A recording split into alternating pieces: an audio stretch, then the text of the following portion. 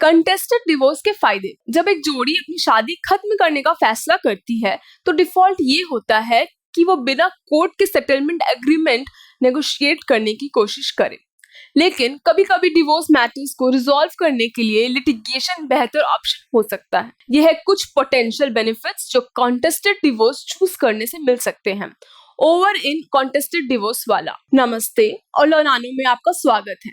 हम यहाँ Indian family law को सरल बनाने में मदद करने के लिए हैं, ताकि आप अपने अधिकारों और विकल्पों को समझ सके। डिवोर्स, एलिमनी, चाइल्ड कस्टडी और अन्य पारिवारिक कानूनी मामलों से निपटना भारी पड़ सकता है। इसलिए हम आपको आपकी यात्रा में सशक्त बनाने के लिए क्लियर, कंसाइज इंफॉर्मेशन और रिसोर्स प्रदान करते हैं। हमारी वेबसाइट www.lonano.com पर आपको सही वकील चुनने, अपने मामलों को सही ढंग से तैयार करने और अपने मामलों को प्रभावी ढंग से हल करने के लिए युक्तियों जैसे प्रमुख विषयों पर गाइड बुक प्लस आर्टिकल्स मिलेंगे। हम जटिल कानूनी चीजों को कार्रवाई योग्य सरल बनाने में विभाजित करते हैं, जिनका आप उपयोग कर सकते हैं। चाहे आपको कानून को समझने में सहायता की आवश्यकता हो या आप जानना चाहते हो कि पारिवारिक कानून के मामलों को कैसे शुरू किया जाए, हमने आपकी मदद की है। कानूनी प्रक्रिया कंफ्यूजिंग नहीं होनी चाहिए। जानकारी पूर्ण निर्णय लेने के लिए आवश्यक जानकारी प्राप्त करने के लिए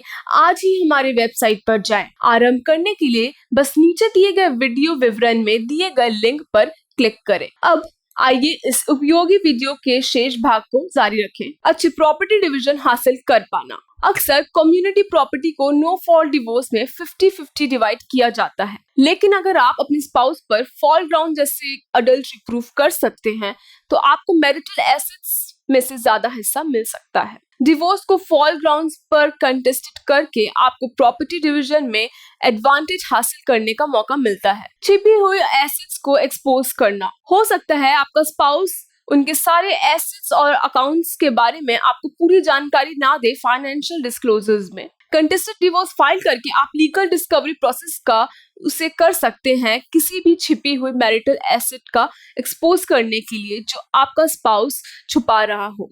कोई भी कंसील्ड प्रॉपर्टी फाइंड कर पाना आपके लिए एसेट्स डिवाइड करने में फायदेमंद हो सकता है। प्रीनप चैलेंज करना। अगर आपने कोई ऐसा प्रिंसिपल एग्रीमेंट साइन किया है जो आपके लिए अनफेवरेबल है तो डिवोर्स कंटेस्ट करके आप प्रीनप का वैलिडिटी चैलेंज कर सकते हैं। जैसे आप ये आर्ग्यू कर सकते हैं कि प्रीनप वैलिड नहीं है क्योंकि आपका स्पाउस ने पूरी तरह अपने एसेट्स डिस्क्लोजर नहीं किए थे।